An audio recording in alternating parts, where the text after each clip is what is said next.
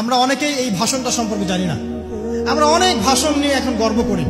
নবী করিম সাল্লাল্লাহু আলাইহি ওয়াসাল্লামের এই যে সর্বশ্রেষ্ঠ ভাষণ, এটা কতজন জানেন? বিদায় হজের ভাষণ। কতজন জানেন বিদায় হজের ভাষণে নবী সাল্লাল্লাহু আলাইহি ওয়াসাল্লাম কি বলেছিলেন উম্মতকে? আমরা একটু আপনাদেরকে শোনাবো, শুনিয়ে ইনশাআল্লাহ লেকচারটা শেষ করব। নবী করিম সাল্লাল্লাহু আলাইহি ওয়াসাল্লাম এই দিনে 31টা বিষয়ে উম্মতকে নির্দেশ দিয়েছেন। 31টা বিষয়, সবগুলো বলার সময় পাওয়া যাবে না, আমি কয়েকটা কথা বলছি। নবী করিম সাল্লাল্লাহু আলাইহি ওয়াসাল্লাম সবার সামনে দাঁড়িয়ে দীর্ঘ 23 বছর অক্লান্ত পরিশ্রম করে দাওয়াতি মিশন কমপ্লিট করার পরে সবাইকে সমবেত করে একটা হজ করলেন। হজ করার পরে তিনি গুরুগম্ভীর কণ্ঠে বলছেন, হৃদয়ের সমস্ত আবেগ বের করে দিয়ে বলছেন, হে জনগণ, আইয়ুহান নাস, হে জনগণ, আমি জানি না আজকের পর তোমাদের সাথে আমি কখনো মিলিত হতে পারবো কিনা। একটু চিন্তা করেন, সাহাবীরা সামনে দাঁড়িয়ে আছেন, নবীজি দাঁড়িয়ে এই কথাটা বলছেন, হে জনগণ, আমি জানি না আজকের পরে আমি তোমাদের সাথে মিলিত হতে পারবো কিনা। অতএব যে ব্যক্তি আজকে আমার এই কথাগুলোকে স্মরণ রাখবে, সে যেন অন্যের কাছে এই কথাগুলো পৌঁছে দেয়। হতে পারে যার কাছে পৌঁছে দেওয়া হচ্ছে সেই এই কথাগুলোকে বেশি সংরক্ষণ করতে পারবে। আল্লাহ পাক তার প্রতি রহম করুন যে আমার এই কথাগুলোকে অন্যের কাছে পৌঁছে দেবে।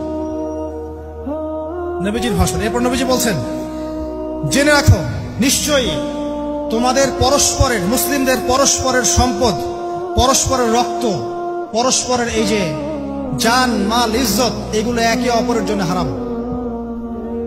মুসলিমদের পরস্পরের রক্ত, পরস্পরের ইজ্জত সম্মান একে অপরের জন্য হারাম। এর হানি করা একে অপরের জন্য হারাম। ঠিক যেমন আজকের এই দিন হারাম, এই শহর হারাম, এই মাসও হারাম। নবী করিম সাল্লাল্লাহু আলাইহি ওয়াসাল্লাম বলছিলেন, জেনে রাখো 3টা বিষয়ে যেন তোমাদের অন্তর কখনো খেয়ানত না করে। 3টা বিষয়ে তোমাদের অন্তর যেন কখনো খেয়ানত না করে। 1, তোমরা যে কাজটাই করবা শুধু আল্লাহ পাকের সন্তুষ্টির জন্য করবে।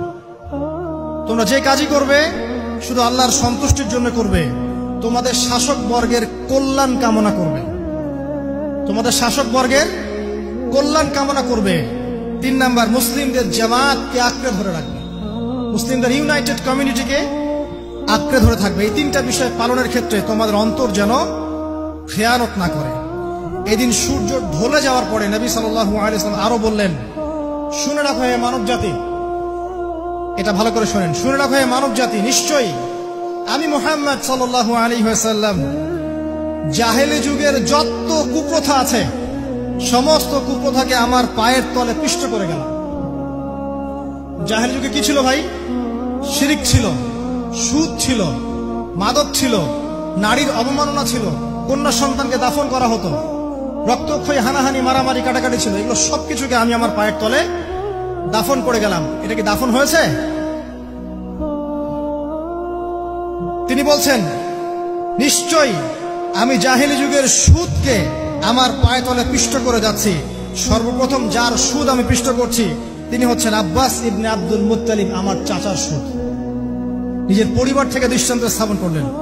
তিনি আরো বললেন, হে উপস্থিত জনগণ, তোমরা মেয়েদের ব্যাপারে সতর্ক থাকবে এবং তোমাদের স্ত্রীদের ব্যাপারে সতর্ক থাকবে, তাদের হকের ব্যাপারে সতর্ক থাকবে, কেননা তোমরা তাদেরকে আল্লাহর কালিমার মাধ্যমে হালাল করে নিয়েছো। অতএব তাদের ব্যাপারে তোমরা সতর্ক থাকবে।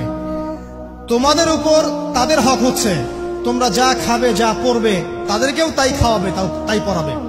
আর তাদের উপর তোমাদের হক হচ্ছে তারা তোমাদের বিছানায় এমন কাউকে আসতে দিবে না যাদেরকে তোমরা অপছন্দ করো।